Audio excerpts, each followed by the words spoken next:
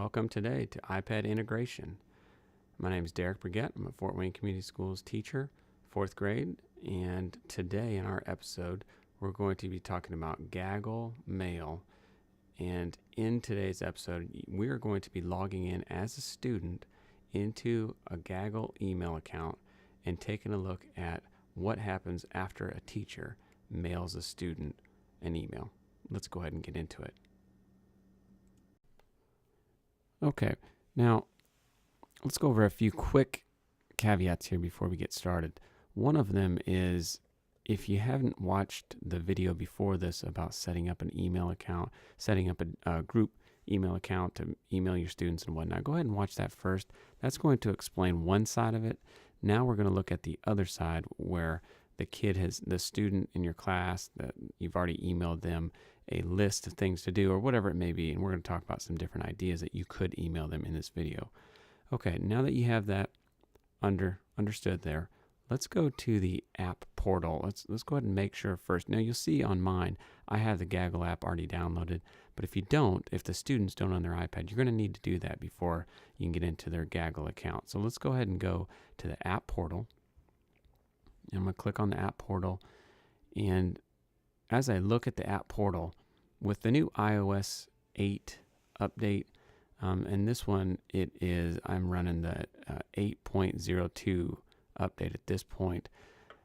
You'll notice if I scroll down, I'll find the Gaggle app here, and I'll go ahead and click on that app. And after I click on it, I'm going to bring up a page that has this different things on it. Well, and by the way, in the student portal, you may not see a screenshot of things. That's okay. But you need a little yellow button at the top. And unfortunately, right now, the way it is, you have to turn the iPad portrait mode like this, and then you'll see the install button. Again, if I turn it landscape sideways, for some reason, it doesn't let you scroll on. That's some kind of a fix that they'll eventually have to come out with. But if you turn it portrait mode, you'll see the install. Go ahead and click that yellow button. I'm not going to in this video, but you'll need to click the yellow button. It's going to bring up a little pop-up menu that says it has succeeded. Just click that OK, and then it's going to go ahead and load the Gaggle app for you on the iPad. So that's the first step. Once you've done that step, you'll have the Gaggle icon on your iPad. Go ahead and click on the Gaggle icon, and it's going to bring up the email and password. This is where students will need to go ahead and enter their email and their password. And again, this is your Gaggle email and password. And their passwords are the same as their network passwords. So it's the same thing as they're used to with their 9-digit number and their password if they use that to log in.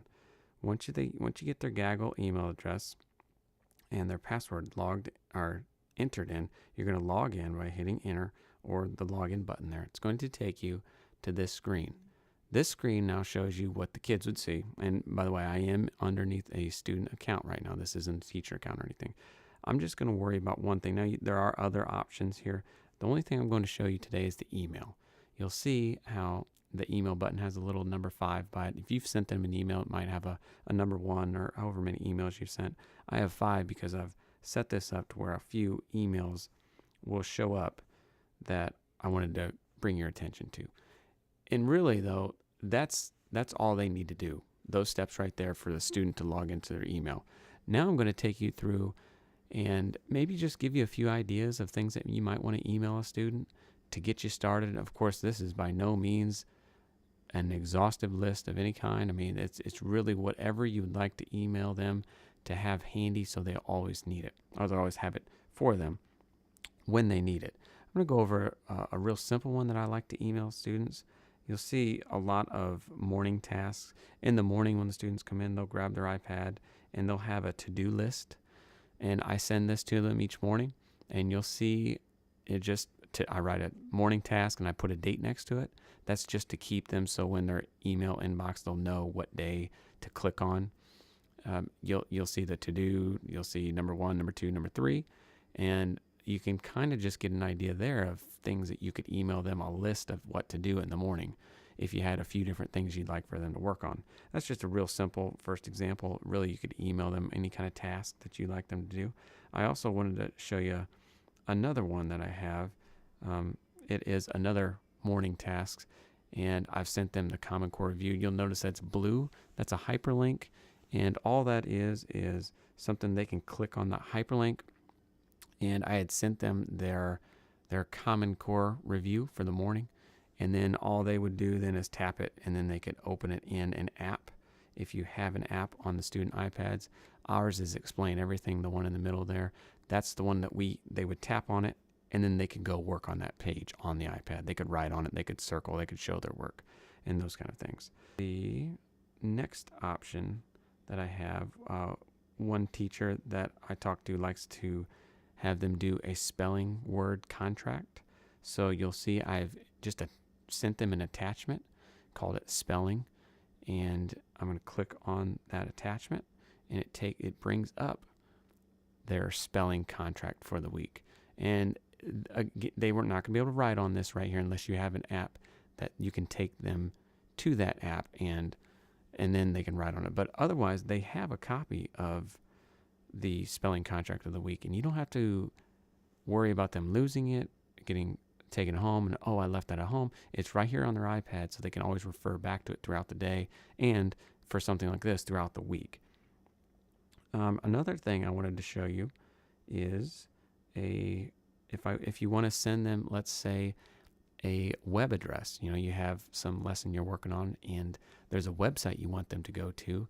And we all know what kind of a hassle it is to have students try to type in a web address with long numbers and characters and letters and everything that they have to have exactly correct. And then they come up and they raise their hand and say it's not working. Well, if you send them a link, really makes it easy. I put click here, and I created a hyperlink. You could easily cut and paste a website, and it'd be a bunch of long characters, and they could just click on it, and then it takes them to a website that you would want them to go to. Here I just created a Padlet. This was something we did as a class where we were talking about fluent readers and what they do, and each student was creating this and entering something that they thought a fluent reader would do. So that's an example of something that you might do. Another example, and the final one I'll show you for now, is we all have these in 4th and 5th grade, at least at our building. I know they went out a few years back, but the read about cards that some of our teachers really enjoy using, one of our teachers scanned it into the copy machine and then sent it as an attachment to different students that they wanted to. And then they would click on the attachment on their iPad, and then up would come the read about card. And then again, they could read through it, they could use it. The nice thing about these is, one thing, when the students get them, you're not going to get it back with wrinkles and rips and tears. It's on their iPad, it's safe. Now they can take it and manipulate it. They can zoom in, with pinching their fingers together. They can look at a certain page if they want to look closer. They can really, if they get distracted by a bunch of print on a page, they can take a look at that. So you'll see, really makes it convenient for the students to have that right in their inbox, especially if they're working on it for the full week. Or they could take it to a small group, and they could bring their iPads with them, and then they could all have the read about cards. And I think with our set at our school, we only have 3 of these cards per kid, per class. So if you wanted a group of 4 or 5 kids, if you emailed them as an attachment, then they've got it on their iPad, and 4 or 5 kids can do that at one time. Just wanted to show you a few examples of how this could be a feature that you might want to use in your classroom. Yeah, I hope after watching this video, you may have got a few ideas of things that maybe you could send to your students. Maybe you have some new ideas I haven't thought of. I'd love to hear those too. My email address is included right here. Feel free to email me with maybe ideas of things that you email to your students, or things that I didn't think of, or things that maybe work for you that you saw. I'd love to hear from you, but otherwise, hopefully that you were able to get something that helped you in this video. And again, that was the Gaggle email explained. So thanks for watching, and we'll see you next time.